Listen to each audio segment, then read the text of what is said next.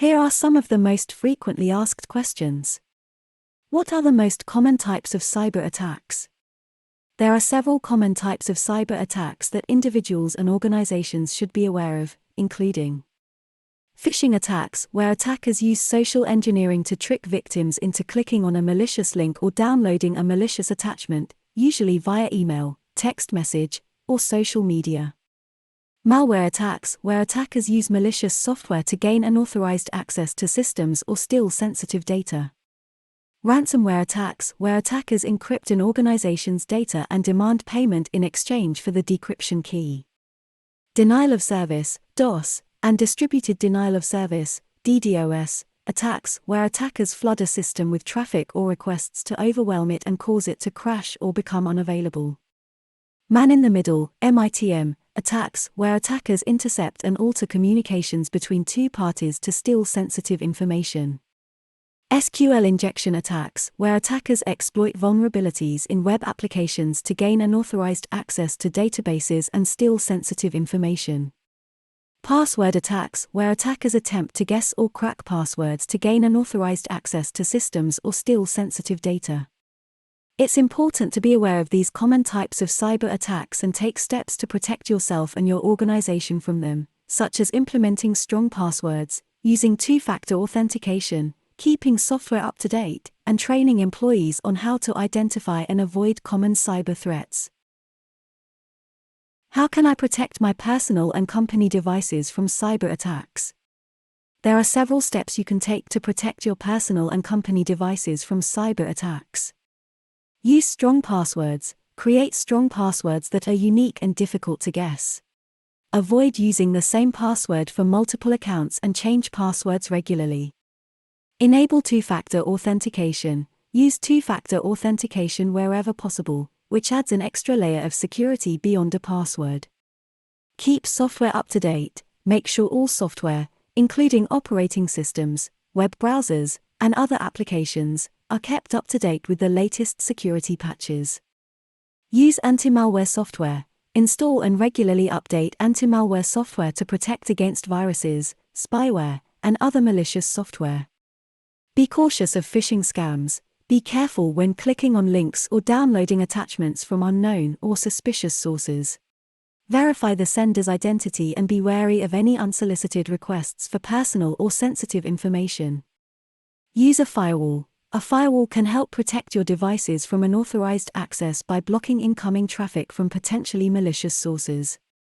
Use a virtual private network, VPN. A VPN can provide an encrypted connection to the internet, protecting your online activities from eavesdropping and other threats. Back up your data. Regularly back up your important data to an external hard drive or cloud storage service in case of a ransomware attack or other data loss event. By following these best practices, you can help protect your personal and company devices from cyber attacks and maintain a strong cybersecurity posture.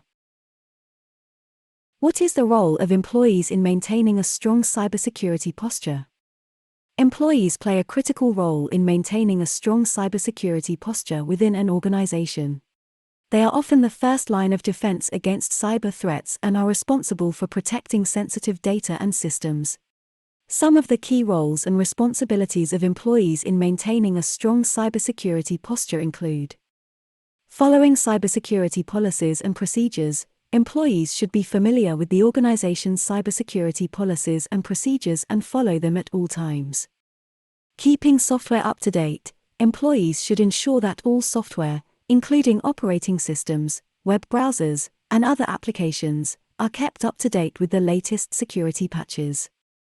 Using strong passwords. Employees should create strong passwords that are unique and difficult to guess, and avoid using the same password for multiple accounts. Being vigilant against phishing scams. Employees should be cautious when clicking on links or downloading attachments from unknown or suspicious sources, and report any suspicious activity to their IT department. Protecting company devices. Employees should be careful when using company devices and ensure that they are secure at all times, such as locking screens when away from the device. Reporting security incidents. Employees should report any security incidents or suspected security incidents to their IT department immediately. Participating in cybersecurity training. Employees should participate in regular cybersecurity training to stay informed of the latest threats and best practices. By following these roles and responsibilities, employees can help maintain a strong cybersecurity posture within their organization and protect sensitive data and systems from cyber threats. How can I identify phishing scams and avoid falling victim to them? Phishing scams are a common tactic used by cybercriminals to trick individuals into divulging personal information, such as passwords or credit card numbers. Here are some tips to help you identify phishing scams and avoid falling victim to them. Check the sender's email address. Be wary of emails from unfamiliar senders or from companies you do not have a relationship with. Verify that the email address is legitimate by checking the domain name and looking for any misspellings or anomalies. Don't click on suspicious links. Avoid clicking on links in emails from unknown or suspicious senders.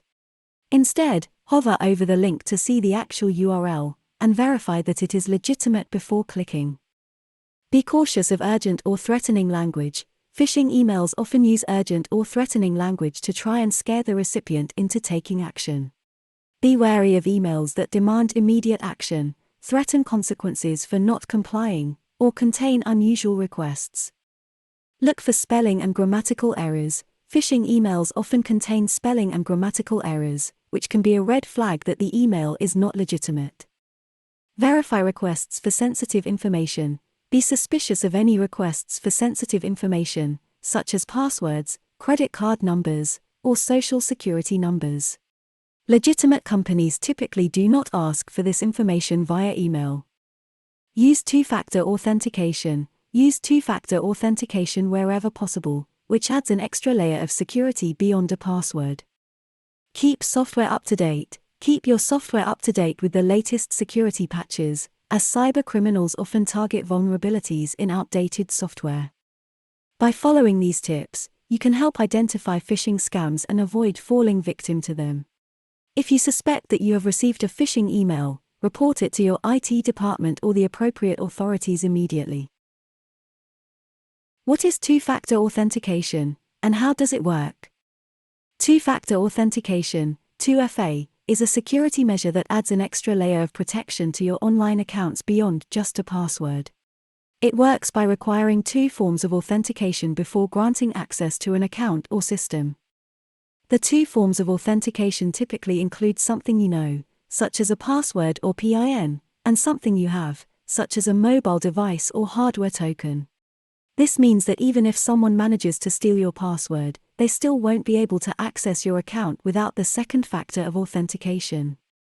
Here's how it works. You enter your username and password as usual to log into an account or system. The system then prompts you to provide a second form of authentication, such as a code sent to your mobile device or a hardware token. Once you provide the second form of authentication, the system grants you access to the account or system. Some common forms of two-factor authentication include SMS authentication. A code is sent to your mobile device via text message, which you then enter to log in. Time-based one-time password. TOTP. A code is generated by an authentication app, such as Google Authenticator or Authy, which you then enter to log in. Hardware tokens. A physical device, such as a USB key or smart card, that generates a code which you enter to log in. By using two-factor authentication, you can greatly increase the security of your online accounts and protect your sensitive information from unauthorized access. What are the legal and regulatory requirements for protecting sensitive data? There are several legal and regulatory requirements that organizations must follow to protect sensitive data. These requirements vary depending on the country and industry, but some of the most common ones include General Data Protection Regulation, GDPR. The GDPR is a regulation in the European Union, EU, that governs the protection of personal data. It applies to all organizations that process personal data of EU citizens, regardless of where the organization is located. Information Commissioner's Office have the power to fine companies and directors up to £17.5 million if you fail to protect your data adequately. Payment Card Industry Data Security Standard, PCI DSS. The PCI DSS is a set of security standards that all organizations that accept credit card payments must comply with. Health Insurance Portability and Accountability Act, HIPAA is a U.S. law that requires healthcare organizations to protect the privacy and security of patient data. Sarbanes-Oxley Act, SOX is a U.S. law that requires publicly traded companies to establish and maintain adequate internal controls over financial reporting. California Consumer Privacy Act, CCPA. The CCPA is a privacy law in California that gives consumers certain rights over their personal information and requires businesses to disclose how they collect, use, and share that information. In addition to these specific regulations, most countries have data protection laws that require organizations to take appropriate measures to protect sensitive data. These measures may include encryption, access controls, data backups, and regular security assessments. Organizations that fail to comply with these legal and regulatory requirements can face serious consequences, including fines, legal action, and damage to their reputation. It is important for organizations to understand and comply with these requirements to protect sensitive data and avoid potential legal and financial risks. What are the consequences of violating cybersecurity policies and procedures? Violating cybersecurity policies and procedures can have serious consequences for both individuals and organizations. Here are some of the potential consequences. Data breaches. Failure to follow security policies and procedures can increase the risk of data breaches, which can result in the loss or theft of sensitive data, such as financial information, personal data, and trade secrets. Legal and regulatory fines. Violating cybersecurity regulations can result in fines and penalties from regulatory bodies, such as GDPR, HIPAA, and PCI DSS. Legal action. Cybersecurity breaches can also result in legal action from affected parties, including customers, employees, and partners. This can lead to costly lawsuits, settlements, and legal fees. Reputational damage. Cybersecurity breaches can damage an organization's reputation and erode customer trust. This can lead to a loss of business and long-term damage to the organization's brand. Loss of revenue. Cybersecurity breaches can also result in loss of revenue due to system downtime, lost productivity, and increased costs associated with incident response and recovery. Job loss. Employees who violate cybersecurity policies and procedures may face disciplinary action, including termination of employment. It is essential for individuals and organizations to take cybersecurity policies and procedures seriously to avoid these potential consequences.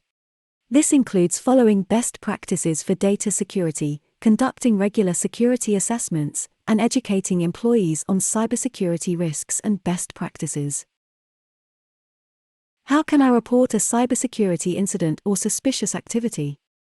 Reporting cybersecurity incidents and suspicious activity is essential to help prevent further harm and protect against future attacks. Here are some steps to follow when reporting cybersecurity incidents or suspicious activity. Notify your organization's IT department or security team immediately. If you are an employee, contractor, or vendor, your organization's IT department or security team may have specific reporting procedures that you should follow. Preserve evidence. If possible, take screenshots, save emails or files related to the incident, and document any relevant details, such as the date, time, and location of the incident. Report to relevant authorities. If the incident involves personal data or financial information, you may need to report it to the relevant regulatory authorities. In the United Kingdom, for example, the Information Commissioner's Office, ICO. Report to law enforcement. If the incident involves criminal activity, such as theft or hacking, you should report it to law enforcement. Contact your local police department or the National Cyber Security Center. Report to relevant third parties. If the incident involves a third party, such as a service provider or vendor, you may need to report it to them as well. It's important to note that some organizations have specific policies and procedures for reporting cybersecurity incidents or suspicious activity. If you're unsure of what to do, contact your organization's IT or security team for guidance.